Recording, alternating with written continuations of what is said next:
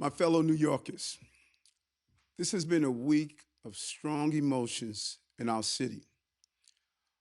One of our own is dead, a black man, black like me. A man named Jordan, the name I gave my son. A New Yorker who struggled with tragedy, trauma, and mental illness. A man whose last words were a cry for help. A man named Jordan Neely. Jordan's death has devastated his family and shocked his fellow New Yorkers.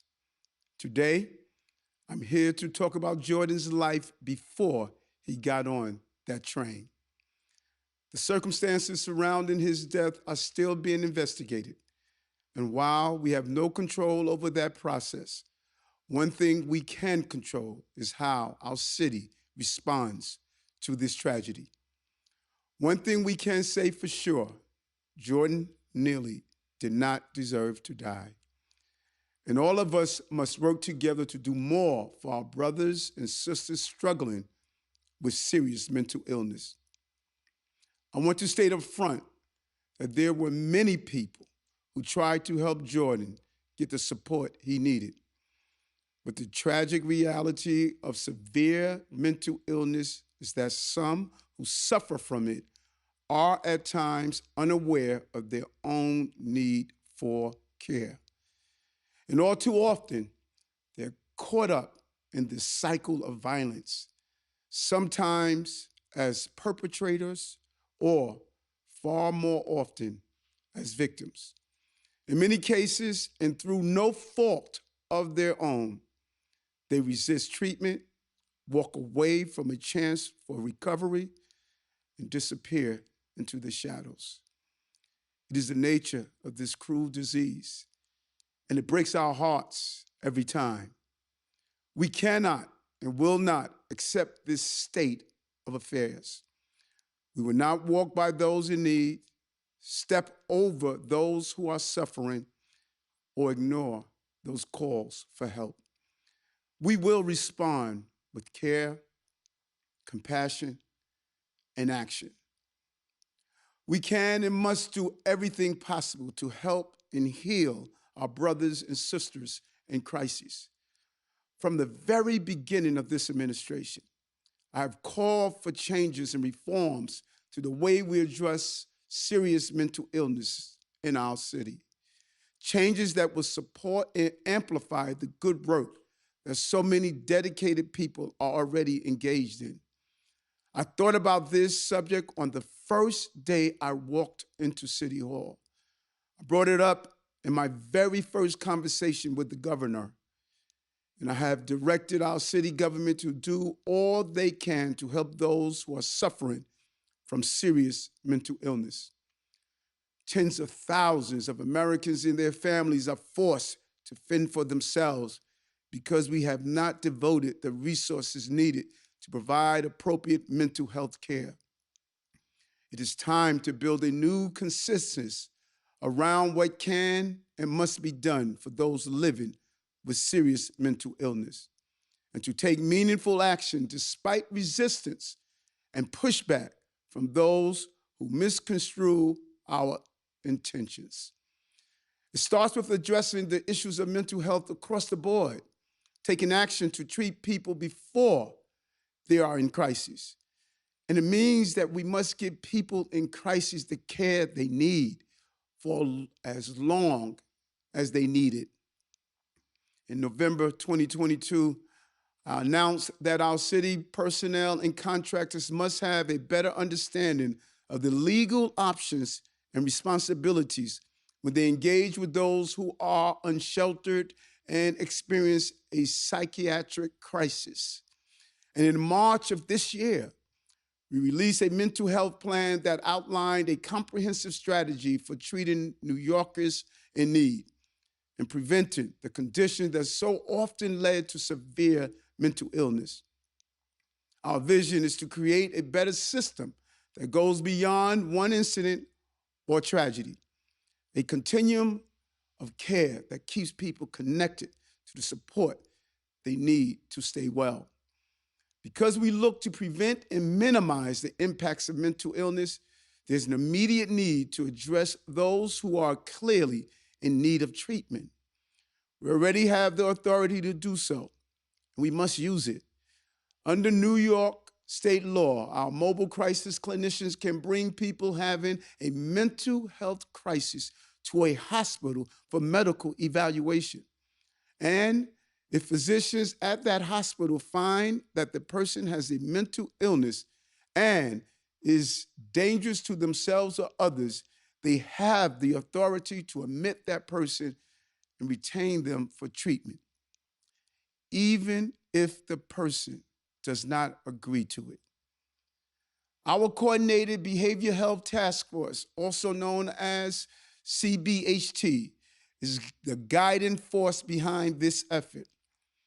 Made up of a key staff from across city government, our state partners, and the community-based groups we contract with for street and subway outreach, the task force meets weekly. Their job is to find solutions for those unsheltered New Yorkers who are struggling with mental illness and refusing efforts to connect them with housing and support. Through the work of the task force, we have managed to bring many people in crisis to the hospital for desperately needed care. We are helping them stabilize and heal from the ravages of homelessness and long-term untreated psychosis. And most importantly, we are connecting them with supportive housing and all the care and services they will need to succeed when they return to the community. When people are referred to these kinds of services, whether by a court order or other means, a good outcome depends on their participation and cooperation.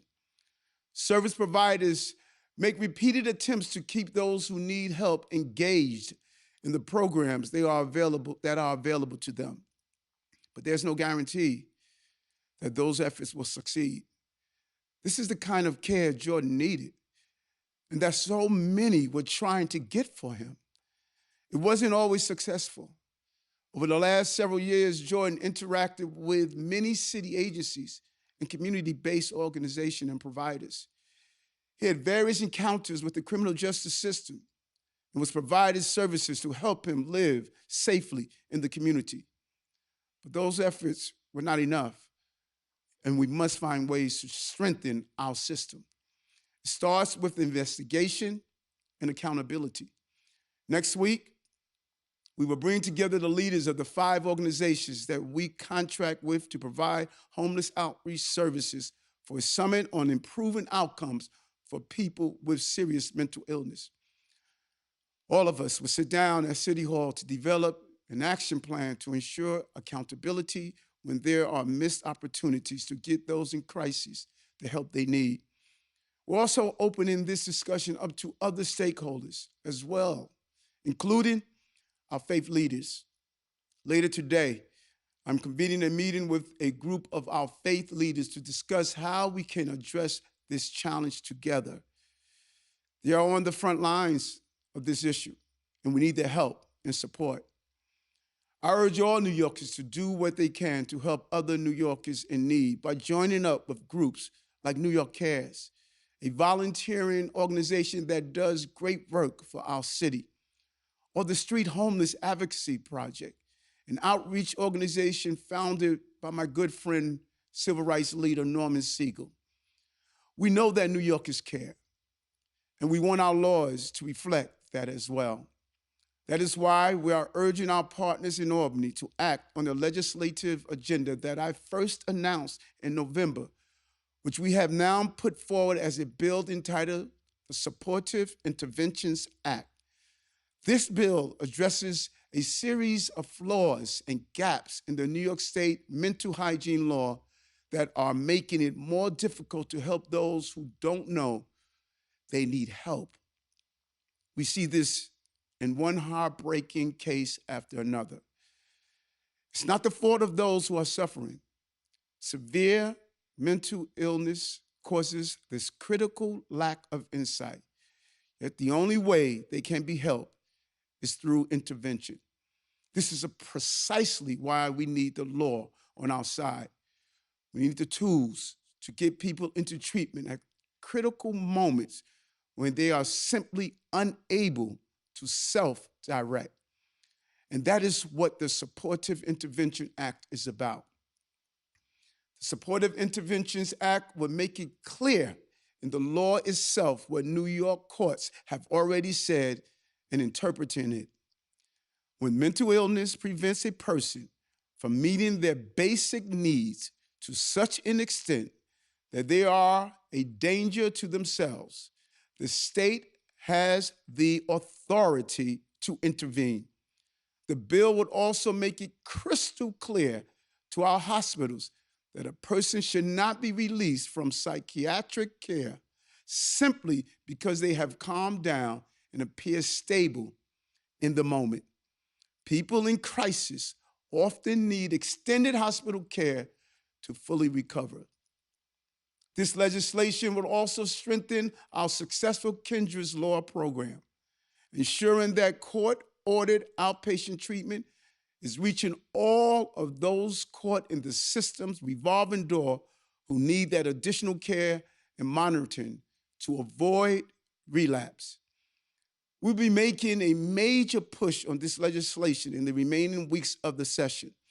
I'm proud of the strong support we have received for it from the folks doing this important work in the trenches every day, such as Bronx Works and Project Renewal. We will be building out the coalition and urgent action from Albany, action that can save lives. I urge our state lawmakers to pass this bill.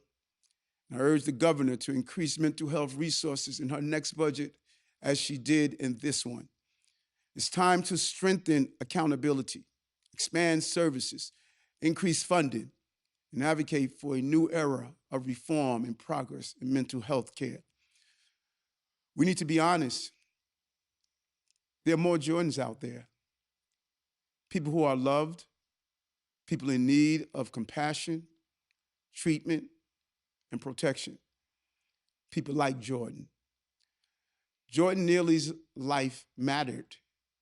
He was suffering from severe mental illness, but that was not the cause of his death. His death is a tragedy that never should have happened. My heart goes out to Jordan's family, who's suffering great pain and uncertainty about the circumstances of his death. No family should have to suffer a loss like this, and too many Black and brown families bear the brunt of system long overdue for reform. Our work starts with acknowledging that we must reverse the effects of decades of disinvestment in housing, healthcare, and social services. We must recommit to our shared civic responsibility to look after each other as a city, as a society, as human beings who care. There were many people who did care about a man named Jordan, but it wasn't enough this time. We must keep trying before we lose another Jordan.